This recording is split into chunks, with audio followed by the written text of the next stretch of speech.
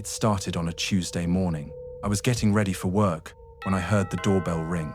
I wasn't expecting anything, so I figured it was a delivery for my neighbor. That happens sometimes.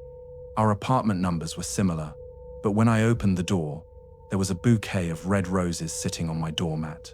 Beautiful, expensive-looking roses in a crystal vase with a small white card attached. I picked them up and brought them inside, smiling. My boyfriend Mark must have sent them as a surprise. I opened the card. It was blank. No message, no name, just a plain white card. I texted Mark. "Thank you for the flowers. They're beautiful," he replied a few minutes later. "What flowers?" "I didn't send you anything." I stared at my phone, confused. "Red roses? They were just delivered to my door. That wasn't me. Maybe they got the wrong apartment. Maybe." I checked the vase again, looking for any kind of delivery slip or address label.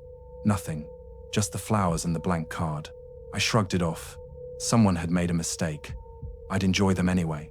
The next day, more flowers arrived. This time it was white lilies, same crystal vase, same blank card. I didn't open the door fast enough to see who delivered them. By the time I got there, they were just sitting on my doormat and the delivery person was gone. I called the apartment office. "Hi, I've been getting flower deliveries, but there's no name or address on them. Can you check if they're meant for someone else?" The manager sounded confused. "We don't handle deliveries. You'd have to contact the florist directly. Is there a shop name on the vase?" I checked. No markings, no stickers. Just plain crystal vases. "No, there's nothing." "That's odd. Maybe someone has a secret admirer." She laughed. I didn't laugh. It didn't feel like a secret admirer situation. It felt wrong somehow, but I couldn't explain why. The flowers kept coming, every single day, different flowers each time. Tulips, orchids, sunflowers, always in a crystal vase, always with a blank card. I stopped bringing them inside after the 5th delivery. I just left them outside my door, hoping whoever was sending them would get the message that I didn't want them. They kept coming anyway. Mark thought I was overreacting. "Someone's being nice. Why does that bother you?" "Because it's weird," I said. "Who sends flowers every day without putting their name? And how did they get my exact address? Maybe it's someone from work, or an old friend trying to reconnect. But I didn't think so. I'd asked everyone I knew. No one admitted to sending them. And the daily deliveries were starting to feel less like a kind gesture and more like surveillance. Like someone was watching to see if I was home, testing to see when I'd answer the door. On day 7, the flowers came with something different. A photo. It was tucked into the card envelope, along with the usual blank card. I almost didn't look at it, but curiosity got the better of me. My stomach dropped when I saw it. It was a photo of me, walking to my car in the parking garage. I was wearing the outfit I'd worn 2 days ago. Someone had taken this recently. Someone had been following me. I called the police 911, what's your immediately. emergency? They came to my apartment, took the photo, wrote a report. But they said without more evidence or a direct threat, there wasn't much they could do. No law against sending flowers. Even the photo, while creepy, wasn't technically illegal if it was taken in a public place. "Change your routine," the officer suggested. "Park in different spots, vary your schedule, and install a security camera at your door. If they keep coming, we'll have footage." I ordered a doorbell camera that day. It arrived 2 days later, and I installed it immediately. Finally, I'd see who was doing this. The flowers came again the next morning. I watched the footage eagerly, my heart pounding. The delivery person walked up at 7:15 a.m., set down the vase, and left. It was just a regular florist delivery driver. Young guy, maybe early 20s, wearing a uniform. Nothing suspicious about him at all. I called the florist shop whose name was on the uniform. "Hi, someone's been sending me flowers from your shop, and I need to know who's paying for them." The woman on the phone was apologetic but firm. "I'm sorry, we can't give out customer information, privacy policy, but they're harassing me. The police are involved. If the police need information, they can submit an official request, but I can't just tell you over the phone." I hung up, frustrated. The police said they'd submit the request, but it could take weeks to process. In the meantime, the flowers kept coming, and the photos started coming with them. A photo of me at the grocery store, at the coffee shop, walking my dog in the park. Always recent, always within the last day or two. Whoever this was, they were following me constantly, documenting my life. I stopped going out alone. Mark came to stay with me, and I refused to leave the apartment without him. I called in sick to work for 3 days straight because I was too scared to drive there. My boss was understanding at first, but then she started pressuring me to come back. I had projects due, meetings I couldn't miss, so I went. Mark drove me, walked me to my office building, and picked me up at the end of the day. I felt like a prisoner, but I didn't know what else to do. Then the gifts changed. On day 14, instead of flowers, there was a box, small, wrapped in brown paper, sitting on my doormat. I stared at it through the doorbell camera, afraid to open the door. Mark picked it up and brought it inside. Maybe it's something helpful. Maybe whoever's sending these realized they're scaring you. I didn't think so. But Mark opened it anyway while I stood back, watching nervously. Inside was a necklace, gold chain with a small pendant shaped like a heart. It was delicate and expensive looking. And there was a note, this time. "You're beautiful. I've been watching you for so long. Soon we'll be together." I couldn't breathe. This wasn't just creepy anymore. This was a direct statement of intent. Someone wanted to be together with me. Someone who'd been watching me, following me, documenting my every move. Mark called the police again. They came back, took the necklace and the note as evidence.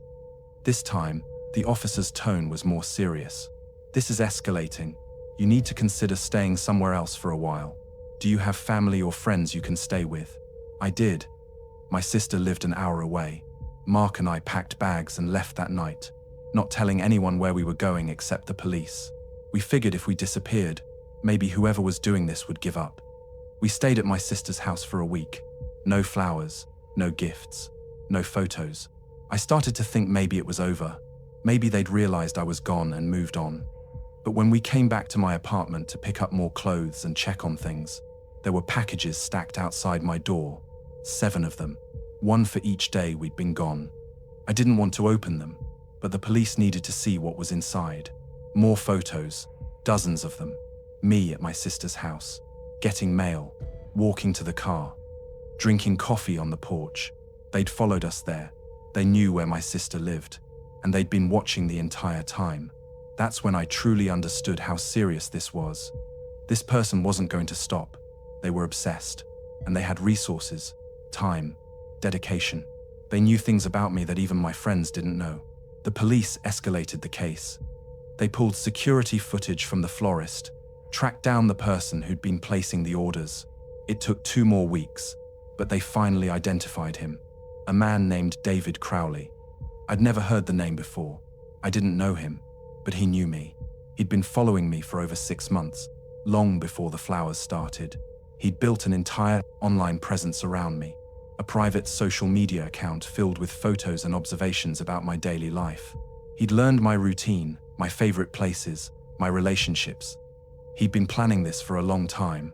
When they arrested him, he had a notebook full of entries about me, what I wore, where I went, who I talked to. He'd written elaborate fantasies about us being together, about me eventually realizing we were meant for each other. In his mind, the flowers and gifts weren't harassment, they were courtship. He was charged with stalking and harassment. The judge granted a restraining order, and he was released on bail while awaiting trial. I moved out of my apartment the next day.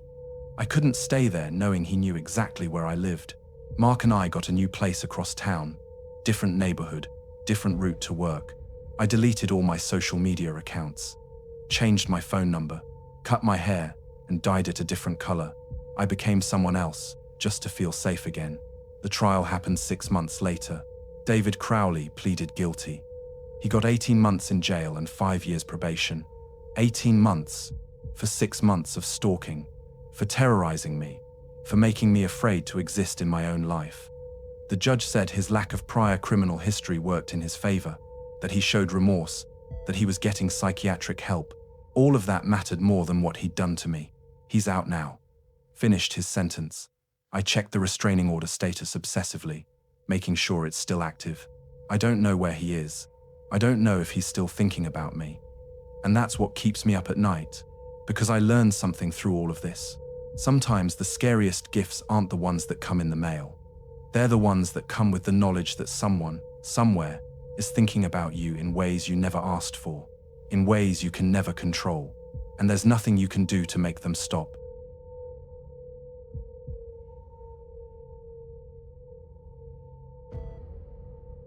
The package arrived on a Thursday afternoon. I heard it hit the porch with a heavy thud while I was making lunch. When I opened the door, there it was. A medium-sized cardboard box, professionally wrapped, with my name and address written in neat black marker. What made my blood run cold was the return address. It was my address. Same house number. Same street. Same city. The package had supposedly been sent from my own home. I picked it up carefully, like it might explode.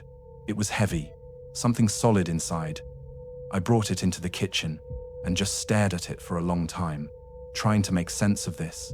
Had I ordered something and forgotten about it? Was this some kind of prank? I grabbed a knife and cut through the tape. Inside, wrapped in bubble wrap, was a photo album. Old-looking, leather-bound, the kind my grandmother used to keep. I opened it slowly. The first page showed a photo of me as a child, maybe 7 or 8 years old, standing in my childhood backyard. I remembered that day. My dad had taken that photo on my birthday. But this photo album had been lost years ago when we moved houses. I'd assumed it was thrown away or left behind. How did someone get this? And why send it back to me now? I turned the page. More childhood photos. Me at my first day of school, at a family Christmas, playing in the snow. Every photo was from that lost album. Every memory I thought was gone forever was right here in my hands. But then I noticed something. There were new photos mixed in. Photos I didn't remember taking. Me sleeping in my bed. Me sitting at my kitchen table. Me watching TV in my living room. All recent photos. All taken inside my house. Someone had been inside my home. Someone had been taking pictures of me without my knowledge. And they'd somehow found this old photo album and added their own surveillance photos to it. I dropped the album like it was on fire. My hands were shaking. I looked around my living room, suddenly aware of every shadow, every corner, every place someone could hide a camera. I called my husband, James. Come home, right now. Something's wrong. He heard the panic in my voice and didn't ask questions. I'm leaving work now. Lock the doors. I'll be there in 20 minutes. I spent those 20 minutes checking every room in the house, looking for cameras, looking for signs that someone had broken in. Everything looked normal. Nothing was out of place. The doors and windows were all locked from the inside. No signs of forced entry. But someone had been here. The photos proved it. James arrived, and I showed him the album. His face went pale as he flipped through the pages, seeing the childhood photos he recognized, then the recent surveillance photos of me in our home. We're calling the police, he said. Right now. 2 officers came to the house. They looked through the album, took photos of the evidence, checked our doors and windows. One officer found scratches near the back door lock, faint but visible. Someone had picked the lock. Have you noticed anything else unusual? The officer asked. Anything missing? Anything moved? I thought about it. No. Everything seems normal. That's what's so creepy about this. They didn't take anything. They just came in and took photos. And sent you this album, the officer said, tapping the leather cover. They want you to know they've been here. This is psychological. They're trying to scare you. Well, it's working, I said. They dusted for fingerprints but found nothing. Whoever did this wore gloves. Professional. Careful. The officers suggested we change our locks, install security cameras, and stay vigilant. They'd patrol the neighborhood more frequently. But without more evidence or a suspect, there wasn't much else they could do. We changed the locks that same day. James installed cameras at every entrance, motion sensors, door alarms. We turned our home into a fortress. For a week, nothing happened. No more packages. No more photos. I started to relax, thinking maybe whoever did this got their sick thrill and moved on. Then the second package arrived. Same return address, my own home. But this time, the contents were different. Inside was a USB drive. Nothing else. just a small black USB drive in a white envelope. James wanted to throw it away, but I needed to know what was on it. We plugged it into an old laptop that wasn't connected to the internet, just to be safe. There was one video file. I clicked on it, my heart pounding. The video started playing, and I immediately recognized the location. It was our bedroom. The camera was positioned high, maybe on top of the dresser or mounted near the ceiling. The video showed me and James sleeping. Hours of footage, apparently taken over multiple nights. The timestamp showed it was from 2 weeks ago. I watched in horror as the camera captured us in our most private moments, completely unaware we were being watched. "Turn it off," James said, his voice tight with anger and fear. "Just turn it off." I did, but not before I saw something at the end of the clip. A figure, standing in the doorway of our bedroom. Just standing there in the darkness, watching us sleep. The figure was blurry, backlit by the hallway light, impossible to identify. But they were there, inside our home, watching. I ran to the bathroom and threw up. The violation I felt was overwhelming. Someone had been in our bedroom, had watched us sleep, had filmed us, and they wanted us to know. The police came back. This time, they took it more seriously. They analyzed the video, tried to enhance the figure in the doorway, searched for any identifying details. But the person had been careful, dressed in dark clothes, face covered, no visible features. "This is criminal trespass, voyeurism, and stalking," the detective said. "This person is escalating. First the photos, now video. The next package might contain something worse." "What do you mean worse?" I asked, though I didn't want to know the answer. "Threats, weapons, personal items taken from your home. We've seen cases like this before. The stalker is building a relationship in their mind. They're trying to become part of your life, and when they feel rejected or ignored, they can become dangerous." We couldn't stay in that house anymore. Not knowing someone had been inside, had planted cameras, had watched us. We packed bags and checked into a hotel while we figured out what to do next. James wanted to sell the house immediately. I agreed, but before we could list it, a third package arrived. The hotel forwarded it to us. Same handwriting, same return address, but this time it was the hotel's address. They knew where we were. They'd followed us. Inside this package was something that made my blood freeze. It was my wedding ring, the one I'd been wearing on my finger that morning. I looked down at my hand in disbelief. The ring was gone. I hadn't even noticed it was missing. When had they taken it? At the hotel? In the parking lot? While we were eating breakfast? They'd been close enough to steal my ring without me feeling it. That meant they'd touched me. They'd been that close. There was a note with the ring, handwritten in that same neat black marker. "I'll always be close to you. You can't hide from me. We're meant to be together." That's when I realized this wasn't just some random stalker. This was someone who believed we had a connection. Someone who'd built an entire fantasy relationship in their mind, and they were willing to do anything to make it real. The police set up surveillance at the hotel. They watched the cameras, monitored who came and went, tried to identify anyone suspicious. But the stalker didn't come back. It was like they knew the police were watching. We moved again. Different hotel, different part of the city. We told no one where we were going. Not friends, not family, just us and the police. Surely this would be safe. A week passed. 2 weeks. No packages. No contact. I started to hope maybe it was finally over. Maybe they'd given up. Maybe the police presence had scared them off. Then I got a phone call. Unknown number. I almost didn't answer, but something made me pick up. "Hello?" I said, breathing, just breathing on the other end. Then a voice, distorted through some kind of filter, making it impossible to tell if it was male or female. "Did you like my gifts?" I hung up immediately, my hands shaking. They called back, again and again. Every time I blocked the number, a new one appeared. The calls kept coming, always the same question. "Did you like my gifts?" The police traced the calls. Burner phones, bought with cash, impossible to track. Whoever this was, they were smart, technologically savvy, always one step ahead. We ended up moving to a different state. We changed our names legally, started completely over. New jobs, new friends, new lives. We left everything behind just to escape this person. It's been 2 years now. We haven't received any packages, no photos, no calls, nothing. But I still look over my shoulder everywhere I go.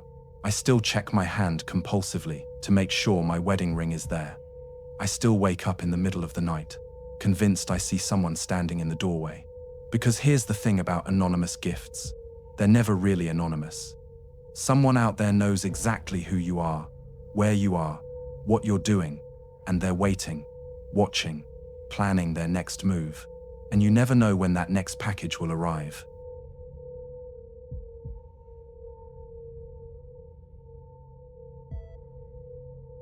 My daughter Emma turned 6 last month.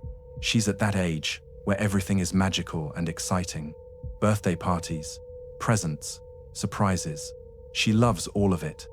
So when the first gift showed up on our porch addressed to her, I assumed it was from a relative who couldn't make it to her party. The box was wrapped in pink paper with white ribbons. Her name was written in careful handwriting on a small card. For Emma, love always. No return address, no last name, just love always. Emma was thrilled. She tore into it immediately, revealing a beautiful porcelain doll with blonde curls and a blue dress. It was expensive looking, handcrafted. Not the kind of thing you'd find in a regular toy store. Emma hugged it tight and named it Sophie on the spot. "Who's it from, Mommy?" she asked. "I'm not sure, sweetie. Maybe Aunt Linda?" I texted my sister, but she said it wasn't from her. I asked my parents, my in-laws, Emma's godparents. No one claimed it. "Well, someone was very generous," I told Emma. "Make sure you take good care of Sophie." The next gift arrived 3 days later. Another beautifully wrapped package. This time it was a music box with a dancing ballerina inside. Emma wound it up and the tinkling melody filled the room. She was enchanted. I was starting to feel uneasy. 2 expensive gifts from an anonymous sender. I posted on social media, asking if anyone had sent Emma presents. No one responded, claiming responsibility. Friends commented that it was sweet, that maybe Emma had a secret admirer, a grandparent-type neighbor perhaps. But something felt wrong. The gifts were too perfect, too specific to Emma's interests. Dolls and ballerinas were her favorite things, but not many people knew that. We didn't broadcast her interests online for safety reasons. So how did this person know exactly what she'd love? The third gift came a week later, a children's book, but not just any book. It was Emma's favorite story, The Secret Garden, in a special illustrated edition. Inside the front cover, there was an inscription. "For Emma, you remind me of Mary, so brave and curious, love always." My hands went cold. Mary was the main character's name. This person had not only given Emma her favorite book, but had compared her to the protagonist. They knew her well enough to make that connection. I called my husband, Derek, at work. "Someone's been sending Emma gifts, expensive ones, and I don't know who it is. Maybe it's a distant relative? Someone trying to reconnect with the family. But why wouldn't they just tell us? Why the secrecy? People are weird sometimes. Maybe they're shy, or they think it's more fun this way." I wanted to believe that. I wanted to think this was harmless. But something in my gut told me it wasn't. I started paying more attention to our surroundings, watching for unfamiliar cars on our street, looking for people who seemed to be watching Emma when we were at the park or the grocery store.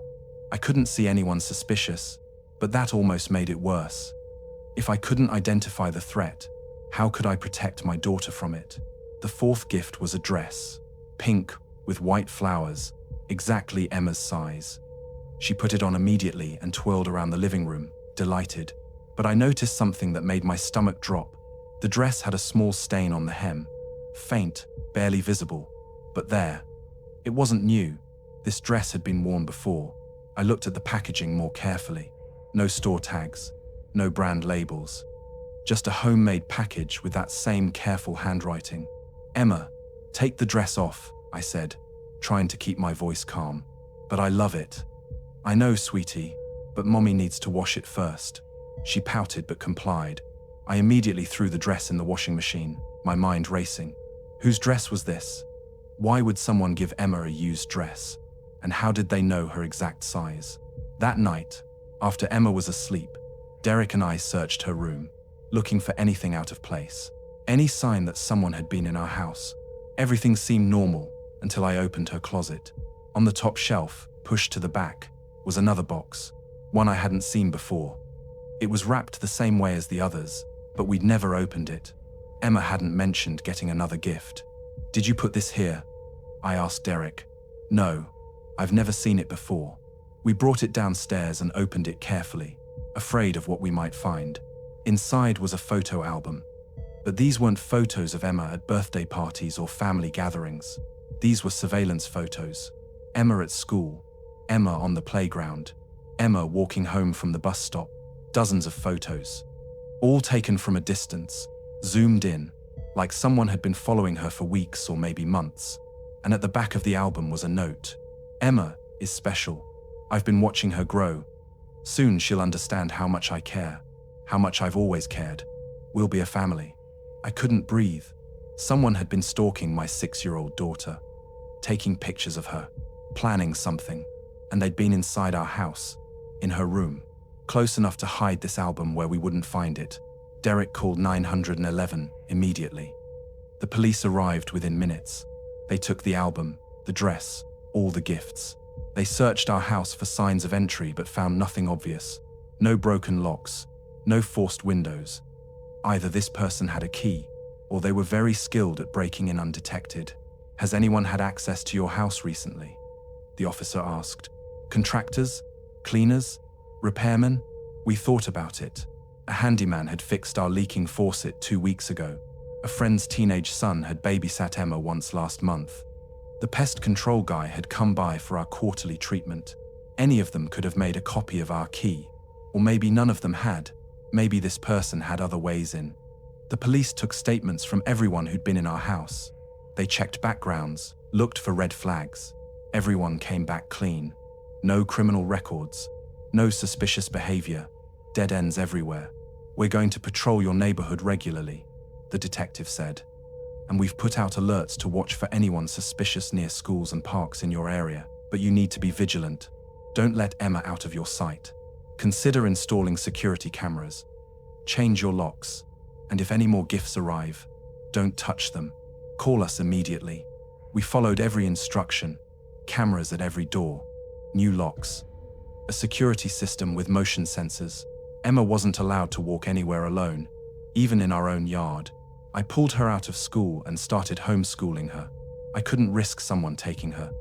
Emma didn't understand why everything changed so suddenly, why she couldn't go to the park anymore, why I walked her to the bathroom, even in our own house.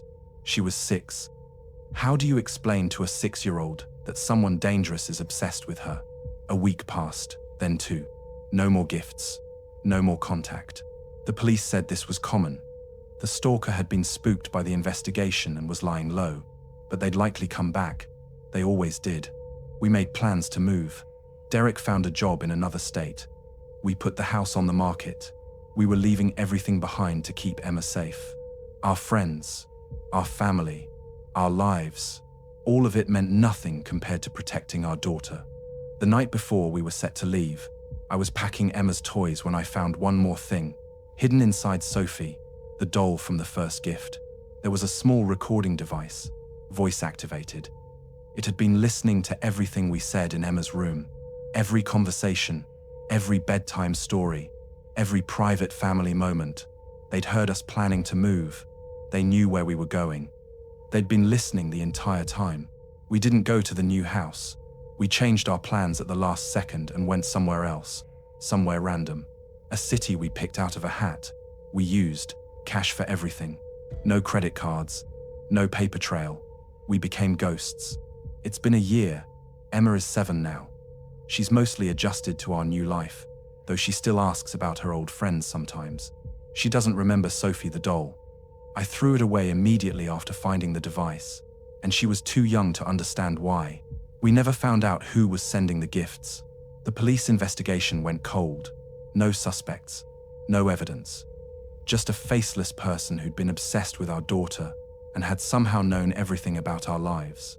I still check Emma's toys regularly, looking for devices, looking for signs that someone's found us again. Every gift she receives, even from known relatives, gets inspected thoroughly before she's allowed to touch it. Because I learned something that year. The scariest gifts aren't the expensive ones or the mysterious ones. They're the ones that come with the knowledge that someone out there thinks they have a claim to your child, that they've been watching, waiting, planning, and you never know if they've really given up or if they're just waiting for the right moment to send one more gift.